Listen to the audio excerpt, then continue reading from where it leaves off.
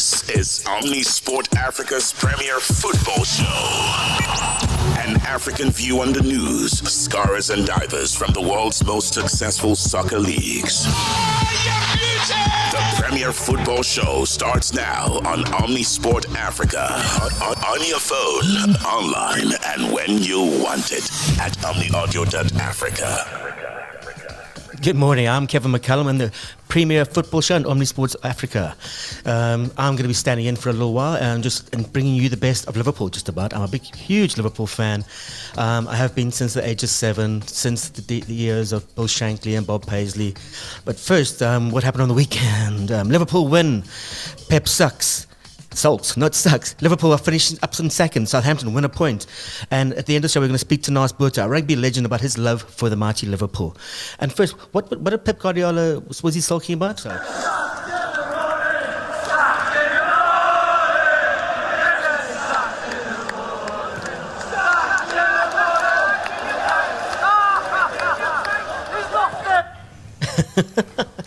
He wasn't very happy, held up his 6 fingers to show he had 6 Premier titles, but we'll get into it a bit later. Quickly, first of all, we're going to read the results from the weekend. And Friday night, Brighton drew 1-1 with Southampton. Brentford beat Leicester 4-1. Crystal Palace drew with Newcastle 1-1. Forest finally got a win, got themselves back on track with a 1-0 win against Ipswich. Wolves went down 4-2 to Bournemouth. West Ham got absolutely thrashed by Arsenal 5-2. Chelsea still on track with a good win over at Aston Villa 3-0. Manchester United smashed Everton 4-0 the first home game for the new coach. Spurs drew with Fulham in a very dreary game, and Liverpool absolutely demolished Manchester City. That means the league looks thus. It's Liverpool on top still by a distance, 34 points. Next in second is Arsenal on 25. Chelsea third on 25 points. Brighton are fourth on 23 points. Manchester City have dropped out of the top four for the first time this season, down in 23, and then Forest are just hanging thereabouts. Right, so we've got those are the results, and that's the table. And what does that mean for the league? That means, are Liverpool going to be champions? Are we? Is the league won in December? Is the league won in May, as the Currie Cup used to say? But we'll get into that a little later. So when times are tough for the past the city, there's always been a sense that there's going to be inevitability about the way Pep Guardiola organises this team. But this time they just seem more frazzled. Liverpool were dazzling, but they just seem frazzled, like they're lost. When he held up his 6 fingers, Jonathan Liu, writing in the Guardian, said, why was he holding him up? Was he proudly? What did it all mean? Was that the number of defeats since they last won a game? The position in which they most desperately require reinforcements in January? The number of touches over 90 minutes that Erling Haaland had in the final third? Erling Haaland, who was absolutely anonymous. But City looked broken, so here's what Pep had to say. He sounded confused afterwards. Well, first is congratulate Liverpool for the well-deserved victory. The first 50-20 minutes we experienced like many other times coming here with our prime. These 50-20 minutes we suffer, they will deserve the goal. They went 0 down. And after we take the game, I know for some people don't like the lineups, but we cannot compete against Liverpool, not just Liverpool, many other clubs, a transitional team. So I love wingers, but I want more control, because we know when they lose, immediately they contact with Salah, with Szoboszlai, or Luis, or Gakpo, and after Nugget, Darwin. So they are so faster, quicker, stronger than us in that position. When a game, like, bring it like it happened in the last 50-20 minutes of the first half, in the second half, until in the last 50-20, Bernardo lose a ball in the middle, then Salah have a big chance, and after that the penalty. Of course, more difficult. So, yeah, congratulate. As always, positive. I said, I know how different situation in terms of result right now, but the team gave everything, and I see how Ruben came back for many times injured, Nathan as well, and how good Nathan controlled Salah in the duels, and but our threat is not clear. You have the feeling that first 20 minutes and the other one, especially second half, but we had the feeling that we still have that threat that always we had as a team, and defensively we are not enough solid. right now, for not today, so the few games, they have to recover, especially be solid behind, because at the end, Kevin has the chance, to equalize. It was always 0-1. Maybe it should not happen with 0-1, the action, but accept the reality what it is, and recover and Nottingham Forest. So what does Pep Guardiola do now? It's hard to fathom. He dropped his first choice goalkeeper, Edison, which was a big surprise. Josko Gvardiol was dropped, but he's been absolutely woeful recently. He had a recent huge catalogue of misses. Diaz started a game for the first time since the end of October. Kevin De Bruyne was on the bench, came on later, but also looked anonymous. If you look at their player ratings done by The Guardian, Liverpool's player ratings, nobody finishes below 6 or 7. City start with 5 for the Ortega, the goalkeeper. Kyle Walker had a torrid evening. He switched off with a fatal consequence for the first goal, lost possession, lead up to Liverpool's second. He's a 4. Ruben Dias, he just looked rusty. He's vulnerable before being out-missiled by Nunes for the penalty. Manuel Kanji just was nowhere again. He's very passive. He stood off Salah for too long for the first goal, and Salah obviously had that tribute to trigonometry type pass that Gakpo knocked in. Nathan Ake is the only defender who could be satisfied. He was pretty good, pretty strong. Bernardo Silva was okay. Gundogan, it hasn't looked the midfielder his age is definitely catching up to him. He was taken off after 57 minutes. Rico Lewis, again, he was up in the right wing. He started with, there was no pace there. Phil Foden, his knee injury doesn't look good at all. Mateus Nunes, Erling Haaland, where was he? He was anonymous at Anfield again. He doesn't seem to like playing at Anfield. And Van Dijk dominated him. But Pep said, maybe this will be a starting point. I may sound delusional, but here's what they can build on. The reset from here, I had the feeling that from here we start to build something. Tell me delusional or something like that, but I had the feeling that from here we're going to try to build our back to win games, our confidence, and of course our targets cannot be talk about in November the titles. I didn't do it when we were top of the league, close. And at the end you are a team like it's fantastic. At the end we're not far away from Arsenal or far away from the teams there, but Liverpool will win all the games in the Champions League. In the Premier League just lost one against Nottingham Forest here. That means how good they are doing, what they happen. Only we can do is accept it, congratulate them and learn from them. But at the same time, still we are in November. We are not at the end of the season. Like many things, the decisions can be made more drastically. So I'm sitting here still defending what we defend, because this play as a group of players gave me absolutely everything. My best, one of probably the best years of my life as a manager. I live here in Manchester, but we had to find a solution. I had to find the solution or the reason why with the players to try to win games. Yeah, Pep wasn't happy with the way Liverpool fans treated him and were singing, "You're getting sacked" in the morning. His goalkeeper, Ortega, said, "I've heard that Liverpool's not one of the best places in the UK," which was a slight on the Liverpool fans. And Pep had this to say about his being mocked by the Liverpool fans. Because the perspective is the day, the business is how to react today, not what happened. Listen, I'm so proud for my 6 Premier Leagues against that team in the previous teams. I'm so sorry. I didn't expect Anfield with 0-2 start to chunk be sacked. Maybe I deserve to be sacked, honestly. With the results, maybe I'm still in job because we won 6 Premier Leagues, a lot of titles. Otherwise, the hierarchy maybe we think, it doesn't work. Yeah. But I didn't expect with 0-2 start to sing. We should sing maybe with 0-1 when the game was a little bit tighter, or maybe last season or the previous season. But maybe in Brighton that they did it, so I understand. But Anfield, I didn't expect that. But it's fine. So it's what it is. At the end, it's part of the game. When you win, you laugh. When you lose, they laugh. And I have to accept it. Have been incredible battles. I said many times. The time with Jurgen was unforgettable for me. Unforgettable. And the battles with Liverpool always have been forever. And I know even winning for a little margin in the Premier Leagues, the team was amazing and they could happen. But unfortunately, we were so resistant, so commitment, so strong mentally in our best premiers, and it helped us to do something magnificent that now this season will be so difficult to repeat for many times I said, but I'm pretty sure the club, all of us will reflect and try to, he wasn't getting carried away with how bad they are, and neither was Arne Slot about how good they have been. They've made 2 statement wins this season, or this week alone, beating Real Madrid with ease, basically Conor Bradley kicking poor Kylian Mbappe off the park. And then this win against City was a huge statement. I'm just going to go through the player ratings for the team. Kieran Kelleher had made 1 save the entire game, which was from De Bruyne after Van Dijk had a slip. He was 7 out of 10. Trent was sublime. He actually trusted looked like he was going to pass it back, but then he went on that 60-yard ball to Salah to set up the goal. Joe Gomez softened the blow of Konate being out, and it looks like he's going to be out for a couple of weeks, about several weeks. He's a true team player for me. Virgil van Dijk was at 8. He was just imperious. How many times he hit the post. He had Haaland in his back pocket. Andy Robertson, also strong, never gave Lewis a single inch, destroyed him.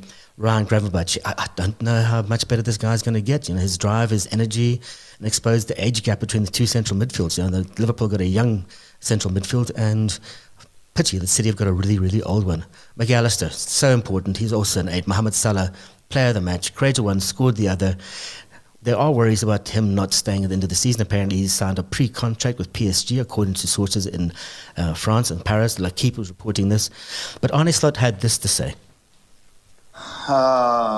It was playing against Real Madrid, playing against Man City, teams that have been and are so good, with managers that have won so many trophies.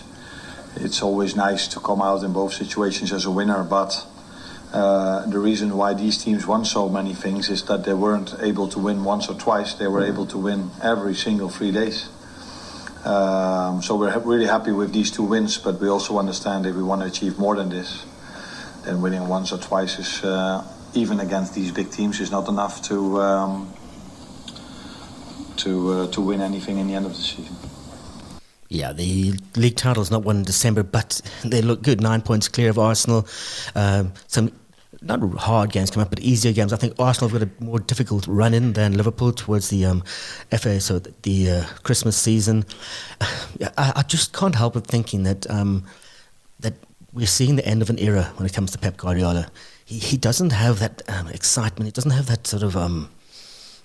it almost looks deflated the way he was speaking, a little bit confused. The fact that he got angry at Liverpool fans shouting at him was a worry for me. And it's not just about the tactics, it's about the fact that Guardiola doesn't want his players to stand off in like a situation. They were standing off. Ake standing off. Kyle Walker standing off. It's an aging team, so whatever levers Guardiola is pulling, there's going to be refining the team, renewing it, cajoling it, confronting the team. He's not getting response from his players, and he needs to work harder.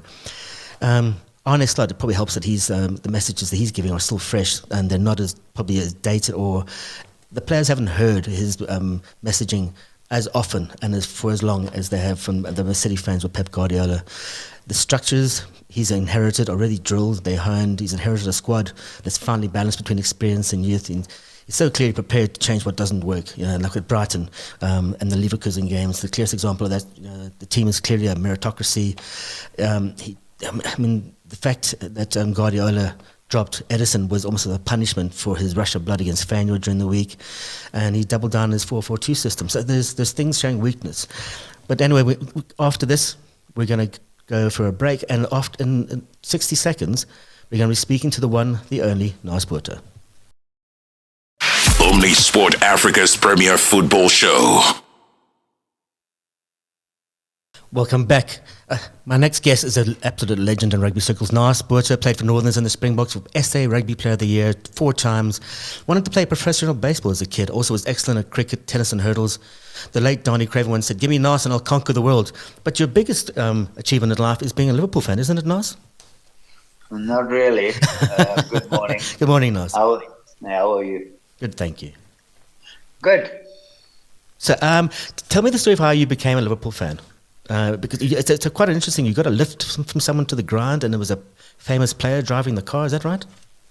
Yeah, but I actually became... I didn't know too much about English soccer in the beginning, to be honest. But Bruce Grobler actually played for Rhodesia, baseball under 16. And I played for South Africa under 16. And we actually had quite a number of tournaments where we played against one another. And, when he left and he joined Liverpool, I thought, okay, that's a time to actually join Liverpool. So that was, the way I started getting interested into English soccer. And then after that, while I was playing in Italy, I thought, okay, one time I was in London and it was a good idea to go and watch Liverpool a little bit. Because I went a couple of games with Edward Griffiths to watch Arsenal. He's a very, very great supporter of Arsenal. And we went to watch Aston Villa playing Arsenal. And, as soon as Aston Villa scored, I sort of jumped up and somebody tapped me on the shoulder and said, listen, I think you're in the wrong crowd. Just sit down. So I did. And then I realized, okay, this is a little bit serious business. Okay, it's not like any other business. But then I phoned Bruce at one stage and said, listen, I would like to come to Liverpool, watch a game and whatever. And amazingly, he said, you can't come in the bus. And I thought, but why would you say that? Because, there's no way. Yeah. I would have joined them in the bus in any case, going to the field, because it's like a Springbok side. You're not just going to take any foreigner and put him in the bus on the way to the game. So I thought, okay, that was, I said to him, there was no way I was going to do that. And he said, but there's another guy that's, he's a youngster, he's got a function afterwards. You can join me. I asked him and he said, he'll take you. And at the end, it was John Barnes. Brilliant. So I joined John. Yeah, I joined him with going to the field in his car. And then one day at Supersport he came and he did, I think, UEFA or something. And we had a long chat. And he said, "Oh, you're the little white guy." I said, "No, I'm the little white guy that actually joined you to go to a Liverpool game while you were playing." And he was, he was like 20, I think, at that stage. Yeah. Young guy, but what a brilliant soccer player. Probably the best left foot I've ever seen. I remember there was a quote about him, said the ball was coming over, and he remembered somebody writing, a journalist who wrote, said, he hasn't got a right foot, so I decided to head the ball then instead. instead of using his right foot. But he was extraordinary. Yeah. I mean, that era was the 80s and into the 90s was one of Unbelievable. Unbelievable. There was a consistency of selection, I think, as well. And people don't realise that in 1986, the Liverpool team didn't have any English players apart from John Barnes, because they were Irish or Welsh or a couple of Danes as well. They were just a clever management. Can you see any sort of echoes in this era that's happening now to the sort of Bob Paisley, Kenny Dalglish era? Yeah, I was fortunate in '99 doing the World Cup in England. I was at Cardiff Station, train station, and I saw Ian Rush standing there. So I just walked up to him and said, "Listen, I just want to say I think you're an amazing soccer player." So I took a picture with him. And then about 2 weeks ago, I saw Kenny Dalglish again at the Gary Play invitation. So I've seen him a couple of times. Dave King brought him out years ago. Yeah. And he actually had the GPS, when they followed soccer players then, how much they run on the park and whatever. And a lot of people spoke about David Beckham at that stage, how great he was and whatever. But I wasn't really, on the analytical side of soccer that much. I was more into the rugby side. And he actually showed that, a little bit here, you can correct me if I'm wrong, but he was, David Beckham was the only guy, I think then, was like running, say, forward 7.8 kilometers in a game, Yeah. okay?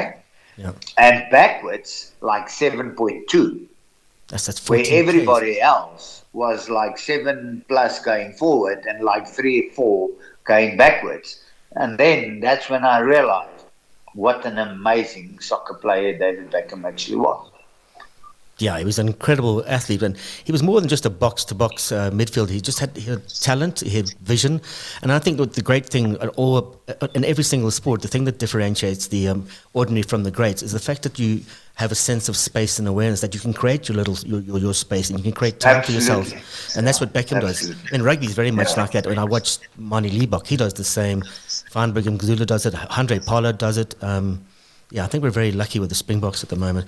It has been a great week for Liverpool, you know.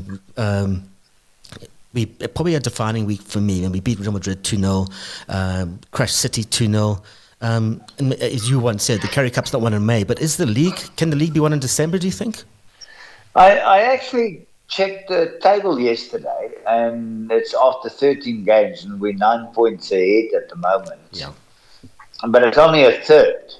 Yeah. Of what we're supposed to play. So there's still a lot that can happen.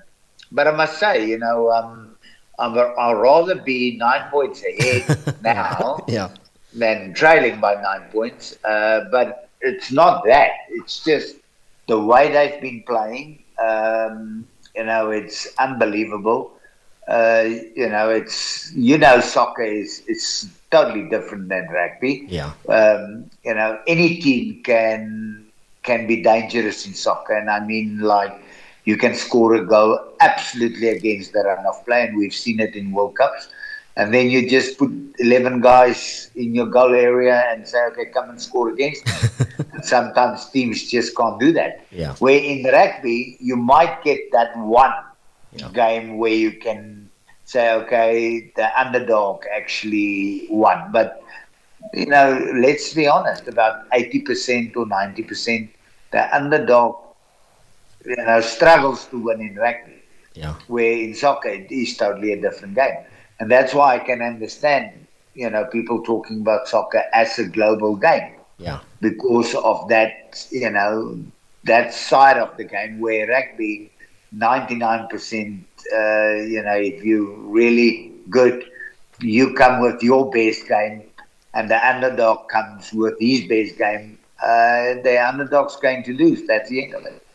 Yeah, there seems to be a sense that, I mean, we talk about consistency, and everyone talks about the Springboks and this team's in transformation, this team's in transition. I hate that saying. So I think every team should be in transition all the time. You should be evolving. And that's what Rusty has done with the Springboks. And I think very much Arne Slot seems to have done that with Liverpool. I think he's probably the perfect coach to have taken over from Jurgen Klopp. He has made massive changes.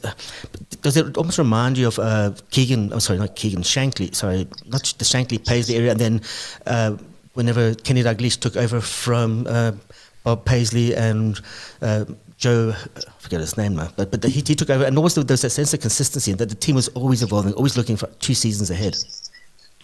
See, the thing is, what sometimes annoys me is that in professional sport, we're talking about, I've got a young side. Yeah. You know, nobody forces you to select the young side. Yeah. You know, nobody. You select the best guys available. Hopefully they're all available, and that's the end of it. You know, you get too many.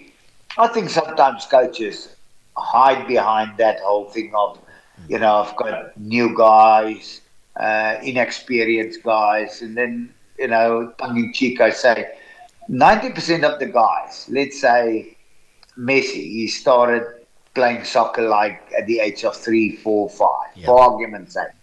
He's now, 30 something, okay? Yeah. He's been over 30 years in that industry.